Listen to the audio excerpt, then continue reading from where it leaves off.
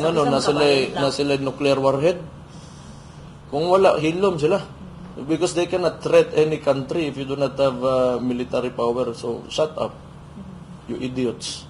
Pati siya kasulti mo atong country nga willing kaayo siya dawaton for the interim release.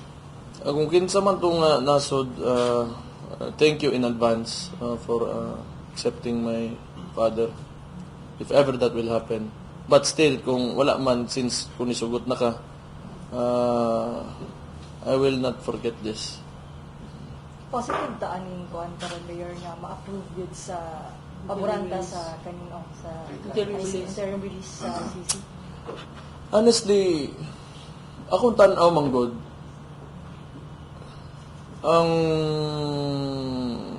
ang ICC dili kayo confident akong tanaw sa iya ha. Because ang katong extraordinary rendition nga nahitabo manggod kang PRRD, kadto pala manggodaan kuan na they should have sent him back here just to allow the process to take its course. And yet, gidawat nila dito sa ilang detention center. So, I have this suspicion nga ang ICC is a political tool. Kay, you know, it was in a kanang layman's term, technically it was kidnapping that transpired dito sa kuan sa Villamor Air Base.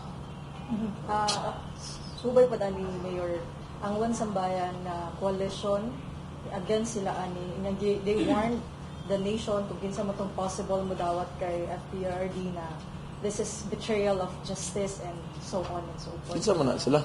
Kana nga Kisa ganina sila? Political organization, One Sambayan. Diri na sa Pilipinas? Yes. Ngano, na sila nuclear warhead?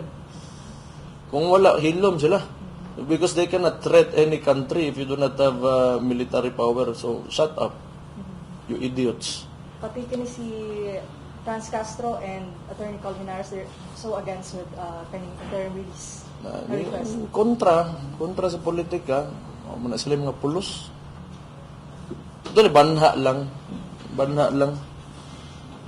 Nidaog na unta na si Franz Castro kung unsa pa na siya, hostilan mamina, pamanmuhan na niya, noong unsang taon. Sa ganito? Oh, yes. Hindi na ko na kuan be. Nasa giingon nga katawanan kaayo. John Ray, di ayo si John Ray. Tama si John Ray, di ay na no ka.